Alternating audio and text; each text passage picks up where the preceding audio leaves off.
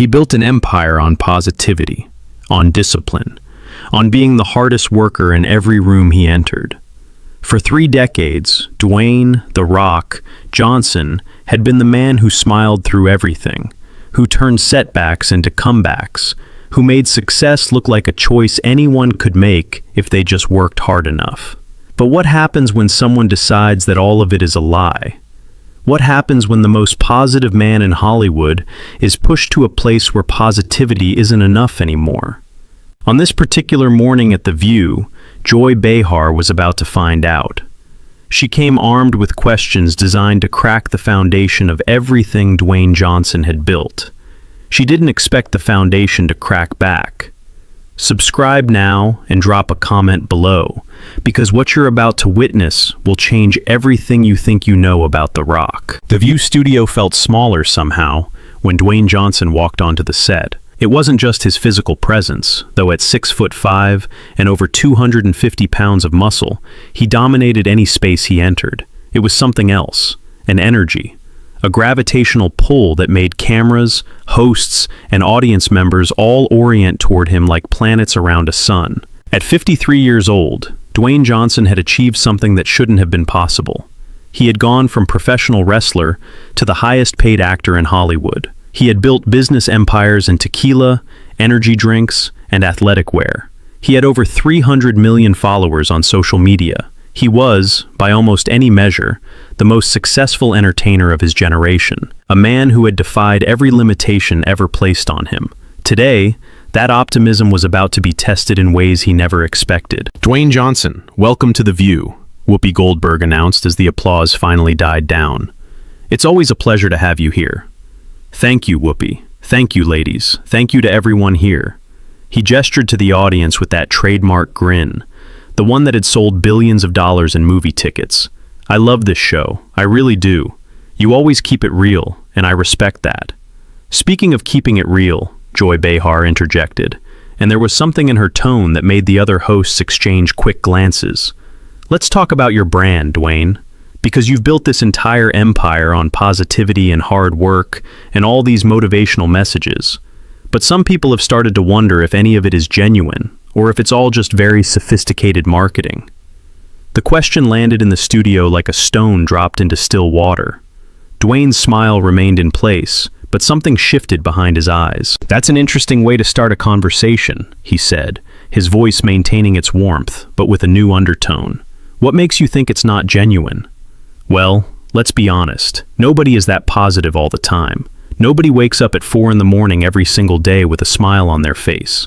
The whole hardest worker in the room thing, the inspirational posts, the constant motivation, it feels like a performance, a very successful performance, but a performance nonetheless."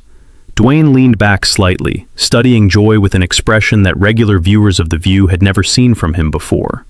"So you're saying that because I choose to be positive, it must be fake? That's the logic?" "I'm saying that authenticity has become a brand in itself, and you've mastered it. You've turned being real into a billion-dollar business. That's impressive, but let's not pretend it's the same as actually being real." Sarah Haynes shifted uncomfortably in her seat. This was not the light-hearted interview about movies and workout routines that had been planned.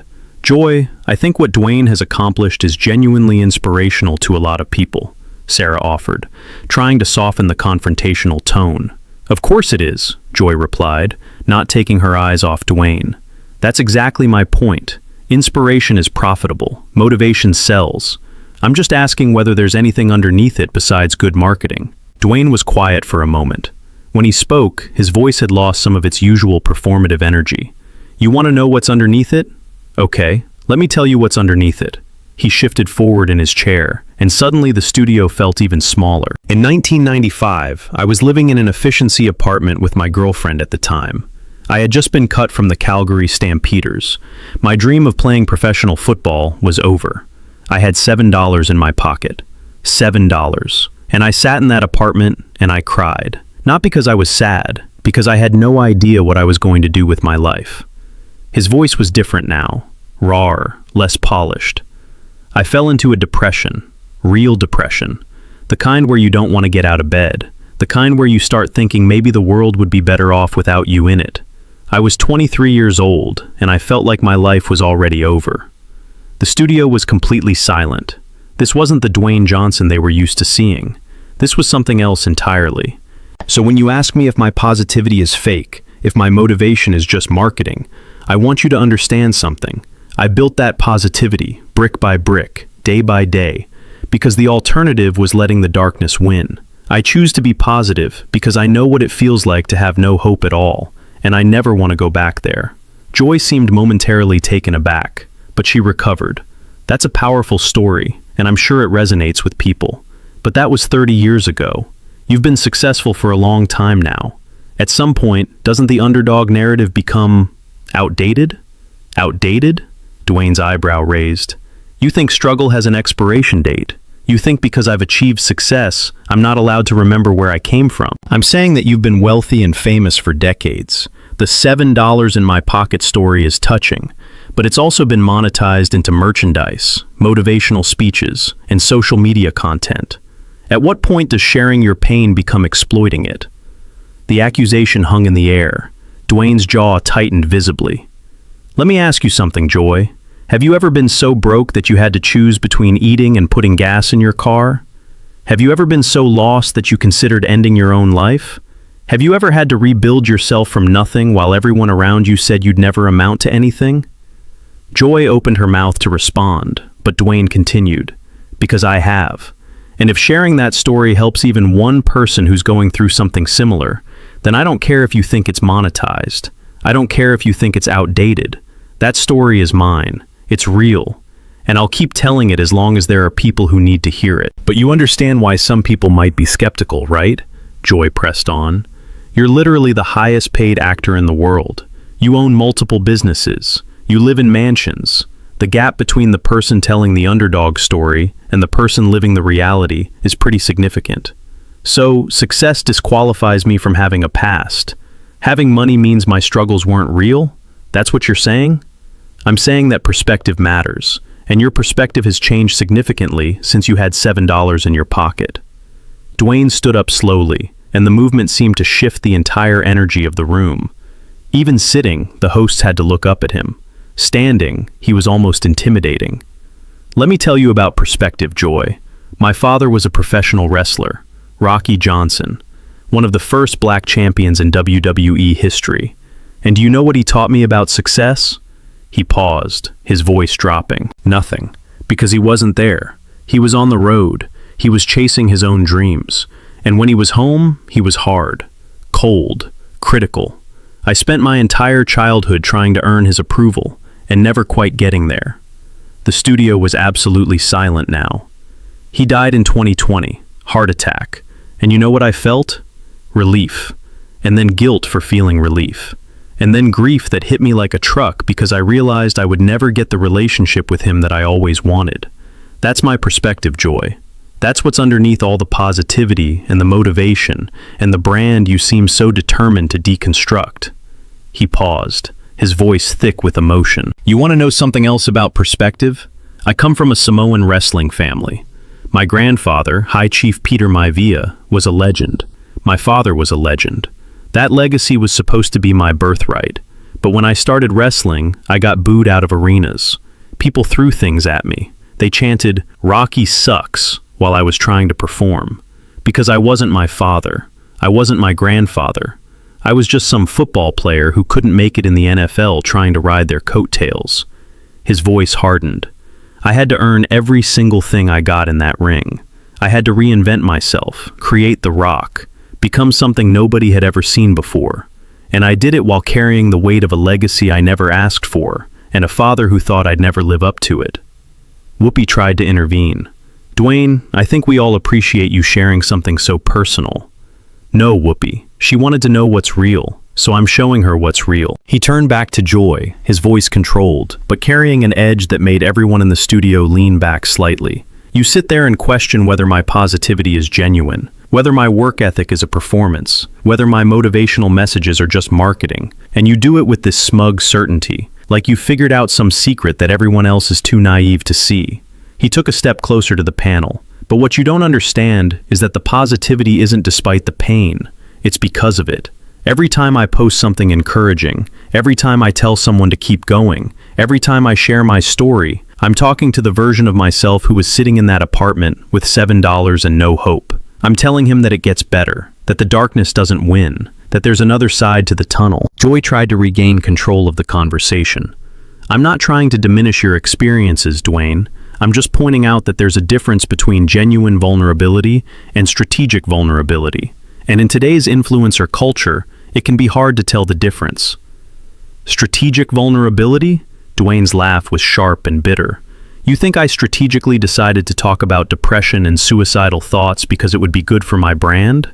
You think that's the kind of content that sells tequila and energy drinks? I think everything becomes content when you have 300 million followers. Even pain. Especially pain. And I think you've become so cynical that you can't recognize sincerity when it's standing right in front of you. The exchange had become something more than an interview. It had become a confrontation between two completely different worldviews. Between someone who believed in the possibility of genuine transformation and someone who saw performance in everything. Let me tell you something about my followers, Dwayne said, his voice getting stronger. Every day, I get messages from people who were about to give up, who were sitting in their own versions of that apartment with $7, who heard something I said or read something I posted and decided to keep going for one more day. He pointed at Joy, and there was fire in his eyes now. Those people don't care if you think my positivity is a brand. They don't care if you think my story is monetized. They care that someone who's been where they are made it to the other side and came back to tell them it's possible. That's worth more than any amount of cynicism you can throw at it. But can you see how that devotion could be problematic? Joy countered. You've essentially built a cult of personality around yourself. People don't just like you, they worship you. And that kind of influence comes with responsibility. I take that responsibility seriously every single day. That's why I'm careful about what I say. That's why I try to set a positive example. That's why I work as hard as I do. Because I know people are watching. I know kids are looking up to me, and I refuse to let them down. But you're not perfect, are you, Dwayne? Let's talk about that. Let's talk about the feud with Vin Diesel. Let's talk about the ego clashes on set. Let's talk about all the stories that suggest the nice guy image might not be entirely accurate. The mention of Vin Diesel seemed to strike a nerve. Dwayne's expression darkened. You want to talk about that? Fine. Let me tell you what actually happened. I called out unprofessional behavior on a film set, behavior that was affecting the entire crew. And instead of addressing the issue privately, it became a public thing. But here's what nobody talks about. The crew members who thanked me for saying something. The people who had been dealing with that behavior for years and felt like they couldn't speak up. That's the part of the story that doesn't make headlines. So you're the hero of that story too. Joy's voice was dripping with sarcasm. That's convenient.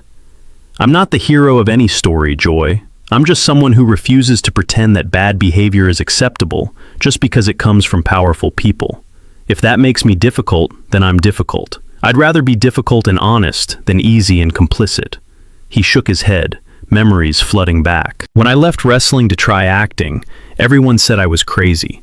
They said wrestlers couldn't act. They said I'd be a joke. The first few movies, they were right. The Scorpion King was not exactly an Oscar contender, but I kept working. I kept learning. I took every voice lesson, every acting class, every piece of criticism and used it to get better. His voice grew more intense. Do you know how many auditions I did where they told me I was too big, too ethnic, too muscular, too much? I was too much of everything for an industry that wanted me to be less. But I refused to be less. I refused to shrink myself to fit their expectations. And eventually, the industry had to expand to fit me. He began pacing slightly, his energy too big to contain in the conversation. You know what I think this is really about? I think you can't stand the fact that some people are genuinely positive, genuinely motivated, genuinely trying to make the world better. Because if that's possible, then what's your excuse? If someone can come from nothing and build something meaningful through hard work and optimism, then what does your cynicism accomplish? Joy's face flushed. That's not what this is about at all, isn't it? Because you've spent the last 20 minutes trying to convince me and everyone watching that authenticity is impossible, that success must be fake, that positivity must be performance. And I think that says a lot more about you than it does about me. He stopped pacing and stood directly in front of the panel. I want to say something to everyone watching this, not to Joy, to you, the people at home who might be going through something hard right now, the people who are sitting in their own apartments, wondering if it's worth it to keep going. His voice softened, but it carried even more power than when he'd been confrontational. It is worth it. I promise you it is. The darkness is lying to you. The voice that says you'll never be anything is wrong. I know because that voice talked to me for years, and I'm standing here today as proof that it doesn't have to win. You don't have to let it win. He turned back to Joy one final time. You asked if my positivity is genuine. Here's your answer. It's the most genuine thing about me, because I know what the alternative feels like. I know what it costs to give up on hope, and I will spend every day of the rest of my life trying to make sure other people don't have to pay that price. He straightened his jacket with quiet dignity. I'm done here. Not because you won, Joy, but because I refuse to let this conversation be the thing that someone remembers today. I refuse to let your cynicism be louder than my message. He looked at Whoopi. Thank you for having me. I'm sorry it ended this way, but some things are more important than being polite. And with that, Dwayne "The Rock" Johnson walked off the set of The View, leaving behind a studio that felt like it had witnessed something unprecedented. The man who never stopped smiling had finally stopped. The man who always found the positive had finally found his limit, and the woman who had pushed him there was left sitting at the table, surrounded by uncomfortable silence and the weight of everything she had just triggered. The cameras kept rolling, capturing Joy's expression as she tried to formulate a response to an empty chair. For once, she had no words. The woman who always had a comeback sat in stunned silence. Whoopi was shaking her head slowly. Sarah looked like she wanted to disappear. The audience sat frozen, processing what they had just witnessed. What had started as an attempt to deconstruct an image had become something else entirely. A man defending not just his brand, but his survival. Not just his success, but his struggle. Not just his positivity, but his pain. In the days that followed, the interview would become a phenomenon. Not for the confrontation itself, but for what it revealed. That even the strongest people carry wounds. That positivity isn't the absence of pain, but the choice to keep going despite it. And that sometimes, the most powerful thing a person can do is stop smiling and show the world what's really underneath. Dwayne Johnson would eventually address the interview on social media, not with anger, but with characteristic grace. He would talk about the importance of protecting your peace, about knowing when to walk away, about the difference between critics and cynics. And millions of people who had ever felt broken, ever felt hopeless, ever felt like the darkness might win, would watch that clip and see something they needed to see. Someone who understood, someone who had been there, someone who proved that the other side of the tunnel was real. His daughter Simone, who had become a wrestler herself, would post a simple message that would be shared millions of times. This is my father, not The Rock, not the brand, my father, and I've never been more proud of him. That was the real Rock. Not the catchphrases or the movies or the muscles, but the man who had rebuilt himself from nothing and refused to let anyone tell him that rebuilding wasn't real. The man who had carried his family's legacy while creating his own. The man who had learned that strength wasn't about never breaking, but about how you put yourself back together when you do. What do you think about this incredible confrontation? Was Joy Behar out of line, or was she just doing her job? Drop your thoughts in the comments below. And make sure to subscribe for more stories that will absolutely leave you speechless.